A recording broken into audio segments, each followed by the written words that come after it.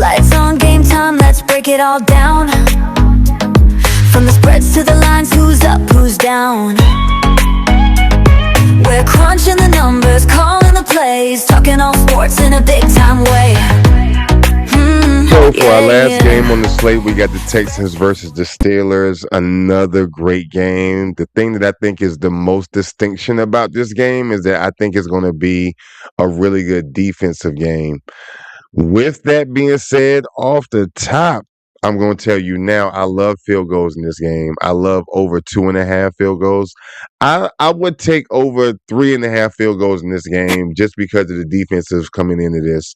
However, there are some injuries that both teams are dealing with right now. The Texans are looking at some problems with their D-line and secondary, which is going to be a challenge for them. We're trying to keep Aaron Rodgers down to a minimum.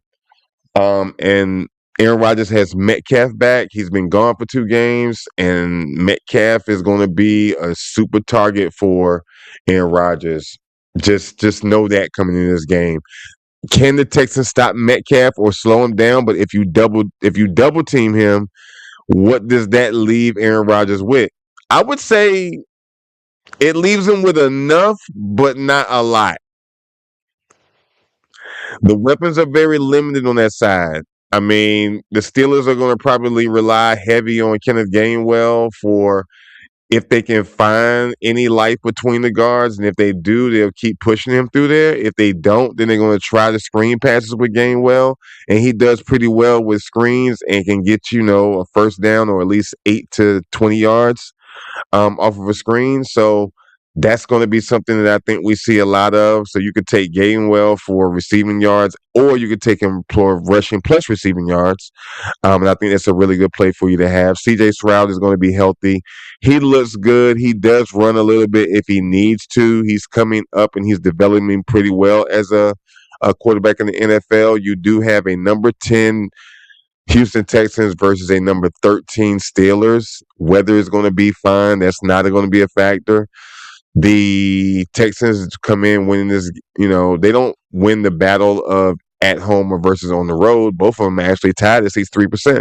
So that's another reason between it being a highly defensive game and both teams are the same in regards to how much they win at home and on the road, leads me to believe that we're going to see a low scoring dogfight, field goal heavy. If anybody has some breakout plays, no, you know what? The Steelers can have a breakout play if Metcalf gets open. He's a huge target.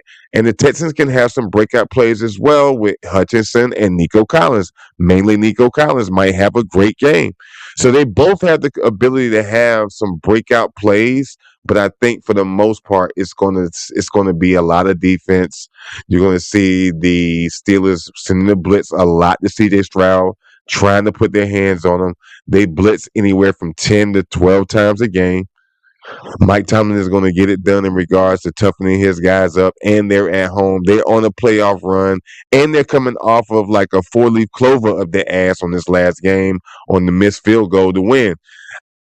I think that they really are buying into the whole thing of that we're supposed to be here and we're supposed to make this run. And Aaron Rodgers is like, yeah, this is my last run and I think I'm retired. You might see an amazing effort by Aaron Rodgers in this game just because of the circumstances of this game. It's going to be a really good game to watch. I think CJ Stroud still sees some action in regards to putting the ball in the air. I'll take him for 225. I'm not taking him for the 235, or either I would take him under 250 against this Pittsburgh Steelers defense. And they're on the road. Screenshot this because the touchdowns this here: Metcalf, Freiermuth, Gainwell, Nico Collins, and Gainwell is another one that I really, really like for Aaron Rodgers to use for some dump offs throughout the game, and he's been showing consistency over the last couple of games. Aaron Rodgers threw it to him, and Freiermuth got 51 yards last game. I wouldn't take him for 51 again, but I'll take him for 30. I'll definitely take Pat Freiermuth for 30 in this game. I think that's a really good bet as well. So on top of the field goal bets and the screens and the props that I just mentioned, I also like team points a little bit in this game. but I would go with the Steelers for over 13 points. I see them getting at least 13. That's a touchdown and a field goal, right? That's 10. And they either get another field goal in the third quarter and another field goal in the fourth quarter, or they get another touchdown. And that's the 14. So I definitely like them for over 13 and a half and pay the juice and add all of that other stuff together to get it back above plus cheese. But that's what I see in this game. I mean, you got the Texans allowing 180 yards in the air and 94 yards on the ground, and the Steelers are allowing 244 yards in the air and 113 in the ground. That 244 in the air may come back to haunt him, and Nico Collins may have a great day if CJ Stroud can find his way around extending the play and find him open, which he does consistently. So that very well may happen. But that's what I got for this game in regards to props. Let's dive into the whole slate and let's see who we think is going to win or lose. And then we'll give you the bonus bets and get you guys out of here. All right, guys, here is the slate. Here is what I think for the slate and who's going to win. Mm, mm, mm, mm. It's a tough one, if I'm honest, because like I I'm gonna have fun with my selection in this because this is a tough slate. This is a really tough slate to call.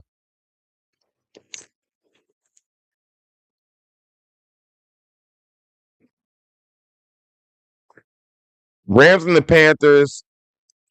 I like the Panthers to keep it tight, and I think the rain may in fact make it favorable for them to pull an upset off if they can convert off of a turnover because the ball is wet and they get the ball and they can get Ricky Dowdle to control the clock and Chuba Hubbard to control the clock and Bryce Young don't make no mistakes and he uses feet to get first downs, they have a good chance to keep this close and maybe luck can be on their side and they could possibly pull an upset. I like the Panthers in this game for some crazy reason.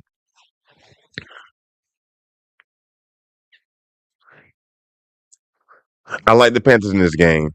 Only thing is that the Rams win at the offensive line. The data says to go with the Rams.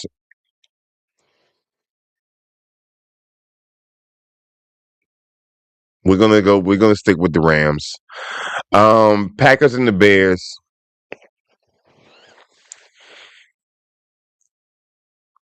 Data says that the Packers are gonna win this game. I'm going with the Bears. The data says that the Packers have a actually the data says that the Packers have a 41% chance of winning versus the Bears at a 59% chance. But the data says that the Packers are going to win. I'm not going to go that route. I'm going with the Bears. Clutch game. Bears lost the last game. This is the one that they win and they move on. Because I still think the Bears end up in the Super Bowl against the Patriots. Bills and the Jags. For the Bills and the Jags, data says that I should go with the Jags. I'm going to go with the Jags. I'm going to go with the Jags. Hard though. It's tough to go against the Bills, but they on the road. The Jags is playing very, very well right now, and they're not in a cold weather scenario. It's 65 degrees and the weather's fine. Josh Allen has a possible foot injury. He's going to give an interception. The Jags can convert off that interception and get 7, or even if they get 3, it still helps them out with getting production. They stay in this game, and I still remember the game with Trevor Lawrence against the Kansas City Chiefs. I think it was week 3 or week 4 where he dropped the ball on the end zone and like on the 3-yard line. He falls down, he gets back up, and then he fumbles and bumbles and dives into the end zone for the touchdown to win the game. We might see some magic like that from Trevor Lawrence this weekend. A lot of running. He might be a wild man this weekend. Um, I'm going with the Jags to win this game. 49ers versus the Eagles. I that performance out of the 49ers got me real shaky with them right now because they just didn't look really good. They didn't look as good as they had been on their trajectory before that game. The last 4 to 5 games before that, they were looking real good, and then all of a sudden they hit a brick wall. So I'm hoping that that was a mulligan and that they come to play. But even with them coming to play, Brock Purdy, McCaffrey, and the whole cast, and George Kittle possibly being questionable. But even if Kittle does play, I think it's a tight game until the very end. But then there's Saquon Barkley possibly having a breakout game at home, wild card, Jalen Hurts tush push, AJ Brown. Oh man, Goder if he plays. I know he's questionable right now, but I end up going with the Eagles for this game. Um, Tight game all the way to the very end. Field goals definitely are something to look at for this game. Chargers and the Patriots. I'm gonna go with the Patriots. Now I gotta think twice about it. Texans and the Steelers. All the way dogfight to the very end. I think injuries are going to play a major role in this. The data says that the Texans are going to win this game. And I think I'm going to go with the Texans to win this game. I think that the Steelers are going to put up a really good front, but I think CJ Stroud is going to keep them in the game, make some big plays here and there to Nico Collins to advance for first downs and big plays and or touchdowns. And maybe it's 24-21 and it's tied at 21 all the way through the third quarter, and then it's a field goal to win by the Texans, and they win. Something like that, maybe. Um, I don't know, but it's going to be a really, really tight game. But that's what I got for you guys in regards to what I think versus what the data says. And you can screenshot this right here to do your own research. As you see, the weather is on the left, the time is right here. You also got C or CD, which stands for conference or division games. You have the money line odds right here. You also have the team points, and you also have the ranking of all the teams together. And then you have something called LMBTL, which stands for who wins the battle at the offensive line. Y is yes, N is no, and then SKING is a point system for injuries. And then next to that is the win-loss ratio of on the road or at home. So that's what you have in regards to these games and the slate and how it actually lays out. We'll see what it is, man. But like I said, it's going to definitely be a super interesting slate this weekend to watch.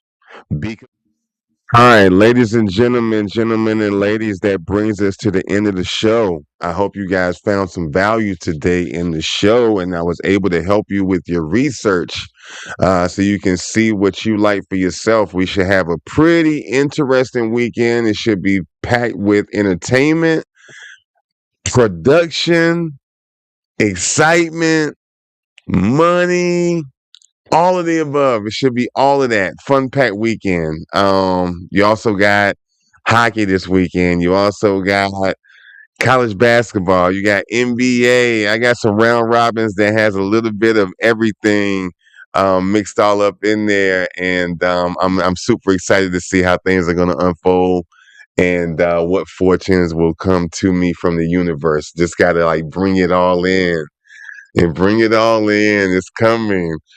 It's gonna be so much that there's not enough room for it.